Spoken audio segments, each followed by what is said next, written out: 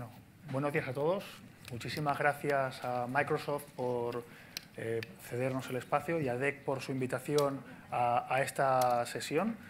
La ventaja de ser el segundo es que muchas de las cosas que yo os podía contar pues ya han sido dichas y no voy a redundar en ellas. Siempre que vengo a las sesiones de DEC y entro en contacto con compañeros de experiencia, tiene un efecto terapia de grupo brutal, porque al final dices, ostras, lo mismo que me pasa a mí, no estoy solo en este mundo y bueno, de alguna forma pues pones en común esas experiencias y pones en común esas preocupaciones y yo pienso que esto enriquece muchísimo este tipo de eventos, este tipo de encuentros. Yo he venido aquí a compartir con vosotros, aquí le llaman pues un caso de éxito, yo pienso que no es un caso, es un camino que esperamos que sea de éxito, de momento lo está siendo. Es un camino que no está acabado, es un camino que no va a tener fin, es el camino de la personalización, de aproximarnos al cliente. Es un camino al que, si me permitís que me presente muy brevemente, desde dentro de una de esas empresas que has comentado antes, si Microsoft con 40 años pues, ya tiene recorrido, pues Liberty Mutual con más de 100 años y 55.000 empleados en todo el mundo, pues bueno, también es una entidad difícil de movilizar. Liberty Seguros en España es una compañía de tamaño mediano, estamos pues, en el ranking de la mitad para arriba, para que nos contextualicéis. Trabajamos desde España con 3 marcas, Genesis, Regal y Liberty. Y esto en un mercado, en un contexto del que yo pues, siempre reto a todo el mundo a que me diga si conocéis otro sector como el asegurador, en el término que os voy a decir ahora, me lo decís por favor porque lo estoy buscando. Más de un centenar de compañías activas en el mercado, compitiendo, no ha cerrado ninguna, todas han pasado los test de solvencia europeos y con una guerra de precios que dura ya 8 años. Entonces, este es el contexto en el que nos movemos, con un contexto histórico muy parecido al que comentaba Luis con el tema de la banca, ¿no? Por mencionar alguna particularidad específica de nuestro sector, atomización, esto hace que ni Dios conozca las 100 compañías que son en el sector, ni siquiera yo que llevo unos años en el sector te podría decir, más allá de las 30 primeras, pues no, me costaría un montón, ¿no? Esto hace que tener una personalidad y que el mercado te identifique y demás, eso está lejos de cualquier pretensión. Después es un sector que ha basado prácticamente su forma de actuar histórica en la mutua indiferenciación con el cliente, ¿no? Es decir, nuestra filosofía era no contactes con el cliente y el cliente no quiere contactar contigo porque no quiere tener siniestros y nosotros no queremos que él contacte con nosotros porque si no tiene siniestros mejor y más rentabilidad y más pues, para saca, ¿no? Yo me acuerdo hace ya muchos años, cuando todavía no estaba dentro del sector, sino que estaba como proveedor del sector y hablando una vez con una compañía de seguros, yo le decía, jolín, con todo esto que sabéis del cliente, ¿por qué no hacéis venta cruzada, ¿no? Y él me decía, y en aquel momento me sorprendió un montón, dice, no llames al mal tiempo, ¿no? O sea, el cliente lejos. Claro, esto era algo que, oye, funcionó de coña, de 100 y pico de años de experiencia, una rentabilidad que, no sé, que se ha ido aguantando, incluso aún siendo un sector procíclico, ¿no? Es decir, cuando las cosas van bien, nos va bien y cuando las cosas van mal, pues no nos favorece tanto. Pero bueno, ha ido soportándolo, pero es un modelo que, como bien apuntabais, se ha acabado. Es decir, se ha ido y es un modelo que se ha ido para no volver. ¿Y qué ocurre? Que cuando te acuerdas del cliente y vas a buscar sus teléfonos, como tú decías, pues no lo conoces. Resulta que el cliente no lo conoces y aquello que tú pensabas que era una maravilla de base de datos, lo que tienes es, pues sí, como era el cliente hace 20 años o hace 10 años, cuando contrató su póliza de hogar, y entonces cuando tú filtras y dices, no, quiero gente joven, de 30 años. Sí, sí, oye, pero es que esa persona era joven hace 20, o sea, ahora ya no es la misma persona, ¿no? Entonces esto pues nos obliga a replantearnos muchas cosas, a replantearnos dónde queremos estar, cómo queremos estar. Pensad también que es un sector altamente técnico, ¿no? Técnico no tecnológico, sino técnico actuario. Y para un actuario que define pues, cómo debe ser un producto, ¿no? Es decir, un producto es aquello que el cliente necesita para cubrir sus necesidades aseguradoras, ¿no? Y el punto de partida del sector, ya no digamos de nuestra compañía, pero de todo el sector, es un punto de soberbia, ¿no? El cliente no sabe lo que necesita, el cliente es completamente ignorante de lo que él va a requerir, por tanto, el actuario define esto es lo que se le va a ofrecer al sector.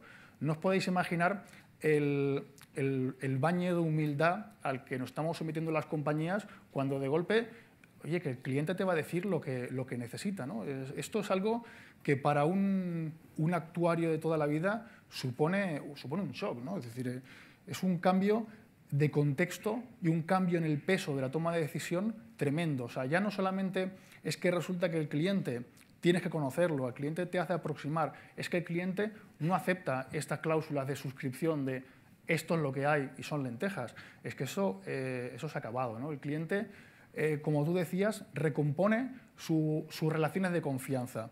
Nos hemos encontrado, y esto me acuerdo que la primera vez que, bueno, no me considero especialmente mayor, y me acuerdo de la primera vez que estuve en una dinámica de grupo con clientes, que hacíamos un poco con clientes más jóvenes, y nos decían que las compañías de seguros son casposas.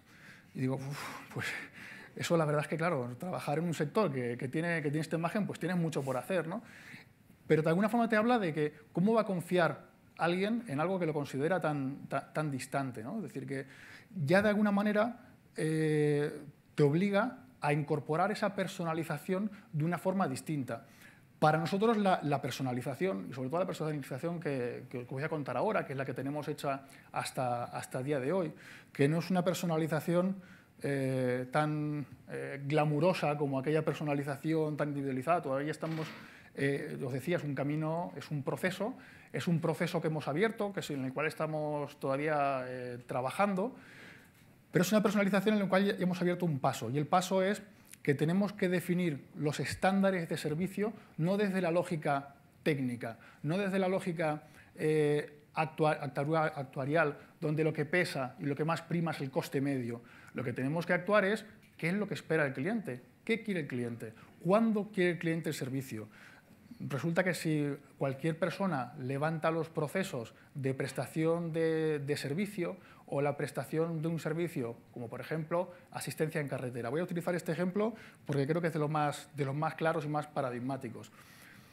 Cuando tú te quedas tirado en la M30 o la M40, que espero que a ninguno le haya pasado, porque la verdad es que quedarse ahí en el arcén, y más si tienes niños, pues es una experiencia donde se te hace muy largo, ¿no? Se te hace muy largo ese momento de estar allí esperando que alguien venga a echarte una mano, que te venga a rescatar, ¿no? Y resulta que empiezas a revisar los SLAs, ¿no? Y te encuentras, pues, bueno, que un SLA normal del sector es una hora, ¿no? Una hora es lo normal, ¿no? Entonces, cuando le dices al técnico, ¿no? Oye, ¿pero por qué tenemos una hora de...? No, es que es un estándar de mercado.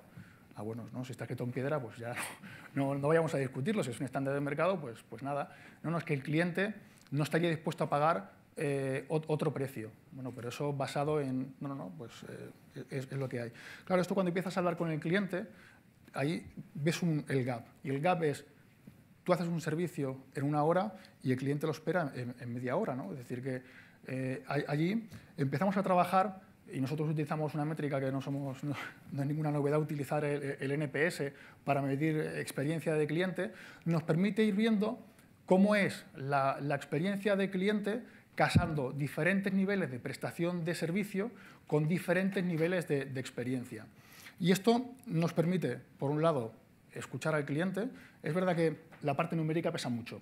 La parte numérica pesa mucho porque al final las compañías sobre todo del sector financiero, son muy numéricas y muy cartesianas, ¿no? Es decir, si ya nos cuesta a veces vender el NPS, como para encima meter una pregunta abierta, hay financieros que todavía están ahí pensando en cómo se digiere eso, ¿no?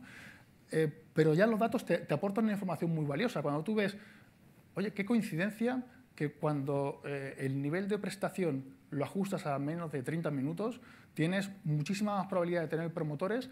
Cuando los niveles de prestación están entre 30 y una hora, tienes mayormente neutros, y cuando pasas de una hora, te pegas un leñazo en el NPS, que bueno, los que tenemos el bono vinculado al NPS nos hace daño, ¿no?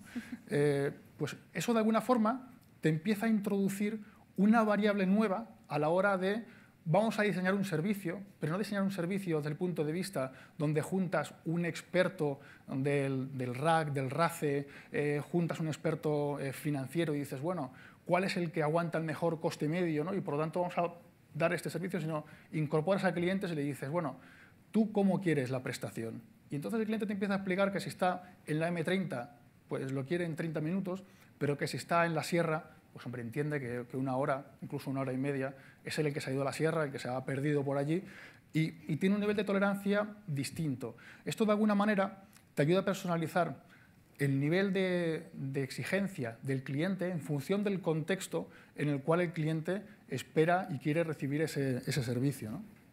Esto nos permite, por un lado, aplicando analítica, saber no solamente la satisfacción de los clientes a los que les has preguntado, sino los clientes a los que no les has preguntado. Es decir, al final, si tú ya sabes que cuando un cliente está más de una hora en el M30 está mosqueado, pues no le preguntes a todos. Es decir, ya cuando te das más de una hora, pues ya puedes asumir que ese cliente muy contento no va a estar, ¿no? Entonces, ya puedes empezar a introducir acciones, ya no solamente con aquellos clientes que has trabajado, lo que viene siendo el closed loop feedback, sino puedes introducir acciones con aquellos clientes con los que ni siquiera les has preguntado. Y puedes empezar a hacer acciones paliativas con clientes que has tardado más de una hora, ya sea pues, pidiéndole disculpas, o por lo menos en el proceso de renovación, ya que hace un mal servicio, jolín, por lo menos no te suelta la prima. No intentes encima cargarle un extra, ¿no? Que aquí pues, eso también es un objeto de discusión. Supongo que todos los que trabajáis en experiencia tenéis que soportar pues, aquella discusión con la parte más financiera de, oye, ¿esto realmente va a valer la pena? Porque al final la experiencia, a ver si va a ser caro hacer la experiencia, el cliente se va a ir igual, ¿no? Y ahí, de alguna manera, el número te acaba dando la razón, ¿no? Te acaba dando la razón y aplicando técnicas de analítica, pues ves que, oye, pues las campañas salientes, por ejemplo, cuando un cliente ha tenido una buena experiencia y lo llamas para ofrecerle un producto adicional, pues triplican el éxito. Oye, pues ya empiezas a tener números con los cuales cogerte, no solamente por temas de éxito, sino también por temas de que te permite personalizar más qué tipo de cosas le vas a ofrecer al cliente. Un poco, Luis, lo que tú decías. Yo creo que no hay ninguna empresa del sector que diga, o al menos lo diga diciendo la verdad, que tenga una visión 360 del cliente. Si cada línea de producto históricamente tenía una base de datos propia y cada uno pues, tiraba por libre, a nosotros nos costó prácticamente un año saber cuántos clientes teníamos. Es decir, sabíamos cuántas pólizas teníamos, pero, oye, sí, tenemos 2.300.000 pólizas. Vale, fantástico. ¿Cuántos clientes? Bueno, verás, es que si juntas el tomador con el no sé... Bueno, tremendo, tremendo. Nos llevó un año de trabajo y esto, claro, se lo explicas a algunas personas y les parece lejano. En cambio, las que lo han vivido y las que han visto bases de datos así, sobre todo si hay compañeros del área también de telecomunicaciones y demás, sabrán de qué les estoy hablando, que una cosa es tener abonados o tener líneas y otra cosa es tener clientes, ¿no? Pero cuando empiezas a ver al cliente como tal, puedes personalizar pues, acciones salientes con clientes que han sido detractores, o cuando se acerca el momento de la renovación, si sabes que la experiencia no fue buena, pues también puedes hacer alguna acción específica con ellos. Esto también nos ha permitido, en el caso de los clientes que han tenido mala experiencia, hacemos acciones específicas de retención que han duplicado el éxito en el caso de las llamadas que hacemos para mantener la retención. Entonces nos permite, por un lado, personalizar aspectos de servicio, actualizando los SLAs de los servicios que prestamos, y nos permite personalizar acciones de tipo más comercial a la hora de actuar con el cliente. Nosotros el enfoque que estamos trabajando, si bien y obviamente vivimos de las pólizas renovadas, las pólizas vendidas y demás, entendemos que la venta es un poco el resultado de toda una prestación de servicio, por tanto, todo el foco que hemos puesto, hemos intentado que sea a la mejora del servicio. Estamos trabajando, y todavía estamos trabajando duro, en mantener los niveles de servicio y esperamos llegar a tener esos niveles de personalización que nos permitan saber específicamente a una persona determinada qué nivel de servicio hay que entregarle, ¿no? Lo cual es complicado porque eso se tiene que explicar también a tu red de prestación, ¿no? Y al grurista lo vuelves loco, ¿no? Este en 20 minutos, este en un cuarto de hora, este en una hora. Me dice, mira, a mí dime un SLA y fuera, ¿no? Todavía estamos en esa fase, pero bueno, ya encontraremos la forma. En cualquier caso, la pregunta con la cual nos enfrentamos, y nos enfrentamos al cierre de cada año, oye, ¿esto vale la pena? Pues yo, remitiéndome a datos de 2015, os digo que sí, os digo que esto vale la pena. Cogiendo cifras de crecimiento del sector, Liberty ha crecido 5 puntos más que el sector, es decir, hemos crecido más. Hemos incrementado la retención de clientes, hemos superado por primera vez en nuestra corta historia en España llevamos 12 años, hemos superado el 1.600.000 clientes, los 2.200.000 pólizas. Estamos todavía lejos de grandes competidores, pero bueno, se pueden ir preparando porque vamos creciendo, ¿no? Otra cosa que también nos hace sentir muy bien cuando decimos que esto vale la pena y que es especialmente importante dentro del funnel de prestación es que a los empleados, a la gente que trabajamos en Liberty, nos pasa un poco aquello de, bueno, nos pesa mucho aquello lo que decía, la dinámica del grupo, ¿no? Un sector casposo, ¿no? Decir que trabajas en seguros, pues no mola, no es glamuroso. Jolín. Al final yo voy con amigos que trabajan en moda y, oye, sí, yo es que trabajo en moda, y todo el mundo te pregunta, ¿y tú? Ah, seguros, y vale. Entonces esto, pues al final todos tenemos un corazoncito, aunque trabajamos en seguros, ¿no? Y esto lo que hace, lo que ha hecho el hecho de trabajar de esta manera y ver que el cliente está satisfecho con las interacciones es que nos hace sentir mejor a la gente que trabajamos en Liberty. Y estamos muy orgullosos de haber salido pues, en la segunda posición del ranking de las mejores empresas para trabajar en España, ¿no? Estamos en los segundos en el Best Place to Work y esto al final es un pez que se muerde la cola, ¿no? Es decir, el cliente estará más satisfecho si el empleado que la atiende está satisfecho y el empleado estará más satisfecho si ve que lo que él está entregando pues, genera satisfacción en el cliente, ¿no?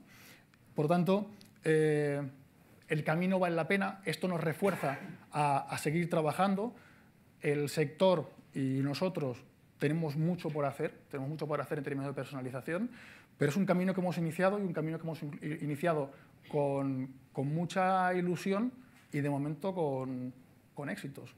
Por tanto, por mi parte, nada más. Muchas gracias. Muchas gracias. Gerardo.